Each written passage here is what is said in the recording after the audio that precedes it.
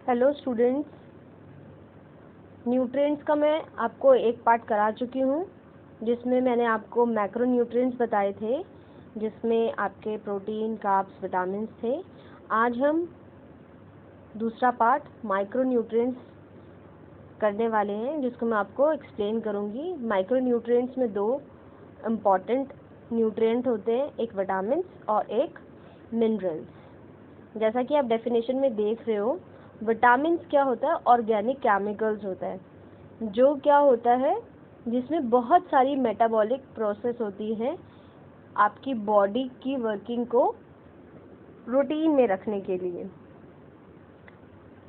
Vitamins two types के होते हैं, एक तो फैट सोलेबल और दूसरा water soluble. Fat soluble vitamin vitamin A, vitamin D, vitamin E और विटामिन के होते हैं। विटामिन ए का क्या रोल होता है? विटामिन ए आपकी ग्रोथ के लिए बहुत इम्पॉर्टेंट है। अगर बच्चों में या किसी में भी इसकी कमी होती है तो ग्रोथ हिंडर करती है, कम होना शुरू हो जाती है। आई साइट के लिए विटामिन ए की रिक्वायरमेंट हमेशा रहती है।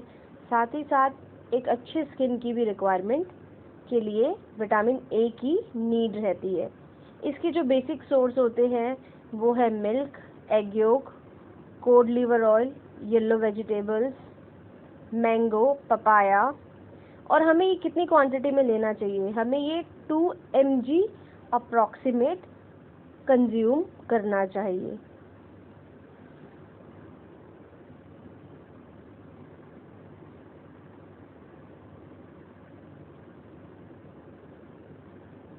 अब हम आते हैं vitamin D. Vitamin D help करता है हमारे टीथ, हमारे बोन्स को स्ट्रॉन्ग रखने में। और क्योंकि ये बोन्स को स्ट्रॉन्ग रखता है, इसलिए हमारी शेप क्या होती है? विटामिन डी की हेल्प से राइट शेप हम एक्वायर कर पाते हैं। और विटामिन डी हेल्प करता है कैल्शियम और फॉस्फोरिक एसिड को शरीर में अब्जॉर्ब करने के लिए। इससे क्या होता है? हमारा जो हार्मोन ग्लैंड है, एक पैराथॉर्मोन, वो मेंटेन रहता है, जो कि हमारी ग्रोथ को बहुत हद तक मेंटेन करता है। ये हमें एग्स के योक में मिलेगा, शिप के लीवर में, cod liver oil, shark liver oil, pure milk में। और अगर आपको नेचुरल लेना है तो उसका सबसे अच्छा सोर्स होता है सनलाइट। उसके बाद हम आते हैं vitamin E. It is required for coagulation of blood, मतलब हमारे ब्लड के थक्के जमाने के लिए इसकी ज़रूरत होती है। इसको मोस्टली क्रीम में यूज़ किया जाता है एंटी एजिंग एजेंट की तरह, ताकि हमारी स्किन हेल्दी रह सके। और रिप्रोडक्टिव ऑर्गन को सही रखने के लिए, नॉर्मल फंक्शन रखने के लिए विटामिन ई लेना बहुत ज़रूरी है, जिसकी वजह से कई बार अबॉर्शंस भी हो जाते हैं। और प्रेगनेंसी में अगर नॉर्मल चाइल्ड बर्थ चाहिए तो विटामिन ई की रिक्वायरमेंट हमेशा रहती है। इसके सोर्स हैं wheat flour, leafy vegetables, carrot, cauliflower, lettuce, cucumber, green pepper, spinach, milk, banana, butter. Vitamin K, this vitamin is also known as anti bleeding vitamin, मतलब आपके खून के थक्के जमने के लिए विटामिन के का होना बहुत ज़रूरी है। ये ब्लड को कोगुलेट करता है। अगर ये नहीं होगा तो ब्लड कोगुलेट मतलब थक्का नहीं जमेगा। तो आपने इधर देखा विटामिन ई और के दोनों ब्लड की क्लोटिंग के लिए इक्वली रिस्पॉन्सिबल हो जाते हैं। ज़्यादा इम्पॉर्टेंट विटामिन के है, लेकिन विटामिन ई भी सबसे ज़्यादा इम्पॉर्टेंट हो जाता है। इसकी विटामिन के सैलड में मिल जाएगा आपको, कैबेज गोभी में मिलेगा, स्पिंच पालक में मिलेगा, कैलीफ्लावर गोभी में मिलेगा, टमाटर में मिलेगा, मटर में मिलेगा, कैरेट में मिलेगा। ये हो गए आपके fat soluble. Fat soluble vitamin का मतलब ये है कि ये विटामिन ए, डी, ई और के आपकी बॉडी में जो फैट है वहाँ पर जाकर स्टोर होते हैं और वहाँ से फिर बॉडी उसको इस्तेमाल करना शुरू करती है। वाटर सॉल्युबल विटामिन्स वो होते हैं जो हमारे शरीर में पानी में घुलकर शरीर को मिलते हैं। अब इसमें विटामिन बी और विटामिन सी आता है। विटामिन बी में बेसिकली आपके जितने पार्ट्स भी हैं इनका सब नेम भी पेपर में पूछ लेते हैं, 1 नंबर में आ जाता है, ये बहुत इंपॉर्टेंट क्वेश्चन हो जाता है। और आपको अगर इसका से फंक्शन पूछे तो आप कॉमनली फंक्शन लिख सकते हो, लेकिन वो पूछ लेंगे विटामिन B7 का क्या दूसरा नाम क्या है, तो आप वो बताओगे बायोटीन। विटामिन B1 का नाम क्या है, तो वो आप बताओगे थायमिन। विटामिन B2 क्या होता है, राइबोफ्लेविन। विटामिन B9 किस लिए होता है, फॉलिक एसिड के लिए। इसी तरीके से आपको इनके सब नेम याद रखने बहुत ज़रूरी है। विटामिन बी आपको बेसिकली बेरी जैसी समस्याओं से बेरी जैसी बीमारियों से बचाता है, एंटीऑक्सीडेंट का काम करता है, आपकी ग्रोथ पे बहुत फ़र्क डालता है। अगर विटामिन आप बी सही तरीके से लेते हो, आपकी बॉडी वेट को मेंटेन करता है, स्किन को हेल्दी रखता है। आपने बहुत सारे एडवर्टीजमेंट में देखा होगा कि विटामिन बी को, चाहे वो स्किन के लिए हो, चाहे वो हेयर के लिए हो, चाहे वो मसल्स के लिए, विटामिन बी के लिए, बच्चों की ग्रोथ के लिए भी विटामिन बी को मेंशन करते हैं। अब आते हैं विटामिन सी। ये बहुत इम्पॉर्टेंट है ग्रोथ के लिए और रीजनरेशन के लिए। रीजनरेशन मतलब आपकी कुछ सेल्स की दोबारा ग्रोथ के लिए। ये एक्टिवेट करता है हमारे एंजाइम को और हमारे टिश्यू के लिए बहुत ज़रूरी होता है। विटामिन सी हमेशा आपके गम्स या जो आपको चोट लगी हुई है उसको हील करने के लिए बहुत ज़रूरी है। साथ ही ब्लड और टीथ के लिए भी इसकी इम्पोर्टेंस बहुत होती है। नेक्स्ट स्लाइड पे चलते हैं।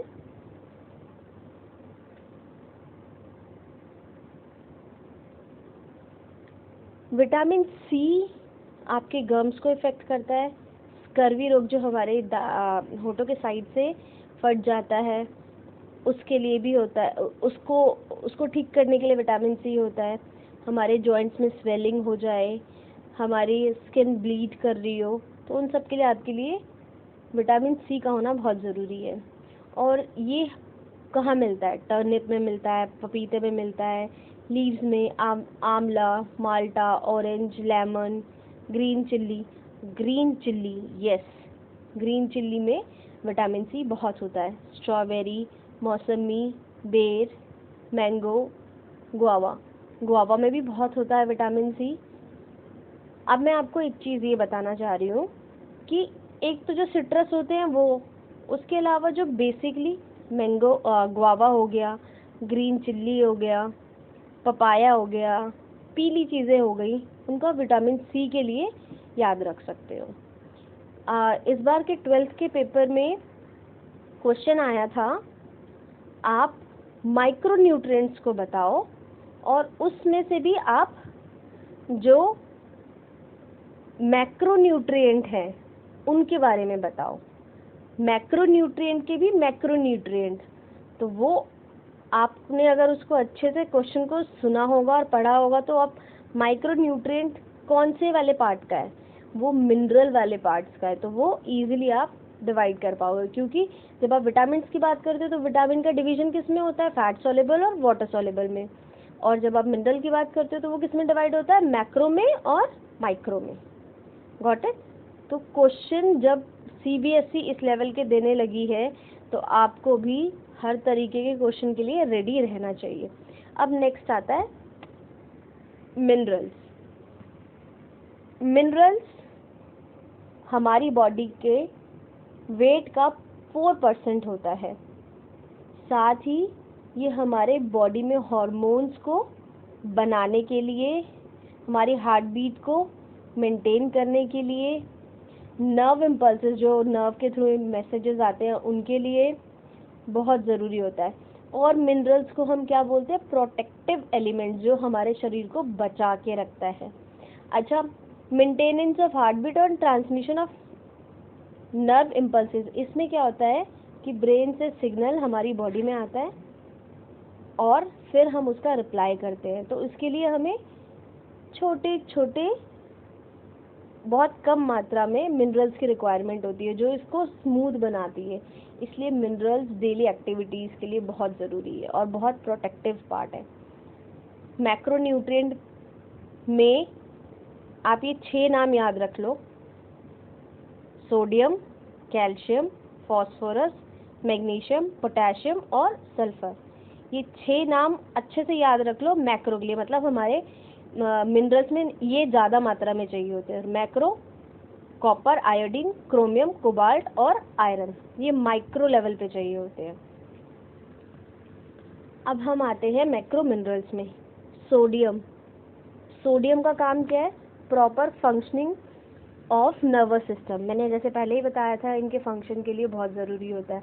अगर सोडियम कम होगा तो क्या होगा? क्रैम्प्स पड़ने शुरू हो जाएंगे, थकान रहनी शुरू हो जाएगी। क्यों? क्योंकि जो डेली मैसेजेस हमारे ब्रेन से सिग्नल से मिलते हैं और हम उसके अकॉर्डिंगली रिएक्ट करते हैं, वो क्या हो जाएगा? कम हो जाएगा। जो कम होगा तो टायर्डनेस होने लगेगी और मैसेज पूरा ना मिलने की वजह से क्रैम्प्स आने शुरू हो जाएंगे। कैल्शियम। कैल्शियम हमारे दांतों के लिए, हमारी बोन्स के लिए बहुत ज़रूरी है। कैल्शियम से हमारा ब्लड प्रेशर भी मेंटेन होता है और ब्लड क्लॉटिंग के टाइम पर भी इसकी ज़्यादा रिक्वायरमेंट होती है। फॉस्फोरस, ये हमारी बॉडी में टिश्यू और सेल्स को बनाने में बहुत इम्पॉर्टेंट होता है।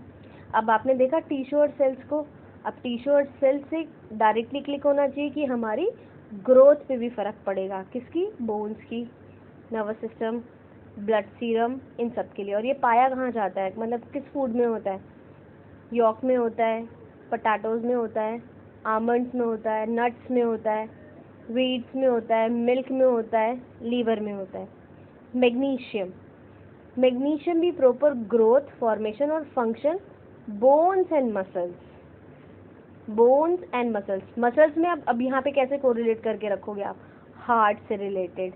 जब हार्ट से आ गया तो हार्ट की प्रॉब्लम, डिसऑर्डर आ गया, ब्लड प्रेशर आ गया। हमारा जब हार्ट है तो हम उसके साथ साथ लंग्स को भी एसोसिएट कर देंगे, मतलब जोड़ देंगे। और साथ ही साथ मैग्नीशियम अगर हमारी बॉडी में सही मात्रा में होता है तो हम कैल्शियम और पोटेशियम को भी ईजिली अब्जॉर्ब करते हैं।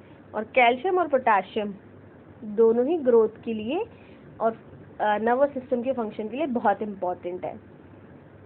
ये डिप्रेशन को दूर रखता है, हमारे ब्रेन के फंक्शन को नॉर्मल करता है और हमें होल ग्रेन, मतलब पूरा दानेदार भोजन में, बीन्स में, मीट में मैग्नीशियम मिलता है। पोटेशियम। पोटेशियम हेल्प करता है नर्वस सिस्टम और मस्कुलर सिस्टम को फिट रखने के लिए और हमें हमेशा एक्टिव रखता है और इसको मेंटेन करने के लिए हमारी शरीर में पानी और ब्लड को बनाए रखता है। ये हमें ग्रीन वेजिटेबल्स में मिलता है, टमाटो में मिलता है, बनाना में, पीनट्स में और खट्टे फ्रूट्स में। सल्फर। सल्फर हमारे ब्रेन का, नाखून का और बालों के लिए बहुत इम्पॉर्टेंट होता है और साथ ही फूड डाइजेशन में भी हेल्प करता है। ये कैबेज में मिलता है, स्पिनच में, पल्स में, रेडिश में, एग्स में मिलता है। ये हमारे थे मैक्रोन्यूट्रिएंट्स, मैक्रो मिनरल न्यूट्रिएंट्स। अब हम आते हैं माइक्रो मिनरल्स, बहुत कम क्वांटिटी में। देखो, मिनरल्स हमें ओवरऑल 4% हमारी बॉडी वेट का होता है, लेकिन हमारी बॉडी वेट का सिर्फ हमें 0.01 ग्राम कितने चाहिए होता है micro minerals. Copper. Copper haemoglobin को के फॉर्मेशन में हेल्प करता है। आयरन भी हीमोग्लोबिन बनाने में हेल्पफुल होता है, तो याद रखना है आयरन और copper. Iodine. Iodine thyroid gland के लिए एक न्यूट्रिएंट की तरह काम करता है और उसकी फंक्शन को अच्छे से कंटिन्यू रखने में हेल्प करता है। क्रोमियम, आपकी बॉडी में इंसुलिन जो बनता है, जो भी आप मीठी चीज़ें खाते हो उसको स्टोर करके रखने के लिए इंसुलिन फॉर्मेट होता है, उसको बनाए रखने के लिए जो आपको सिग्नल भेजते हैं आपका ब्रेन आपकी बॉडी को, तो वो कौन से मिनरल के थ्रू होता है? क्रोमियम के थ्रू। जब इंसुलिन की बात आई तो डायबिटीज़ को भी क्योर करता है। किसमें मिलता है? टमाटो में, सोयाबीन में, ग्राउंडनट्स में और ब्लैक ग्राम्स में। ठीक है। कोबाल्ट, ये हमें प्रोटेक्ट करता है अनीमिया से, और हमें दूध, मीट, ग्रीन लीफी वेजिटेबल्स में मिलता है। तो यहाँ तक थे आपके माइक्रोन्यूट्रिएंट्स। आप इनको बहुत ध्यान से पढ़िए, बहुत छोटी छोटी चीज़ों पे इसमें क्वेश्चंस आ जाते हैं, और ये छोटे छोटे नंबर ही आपकी परसेंटेज को बहुत इफ़ेक्ट करते हैं। तो पढ़ते रहिए। Thank you.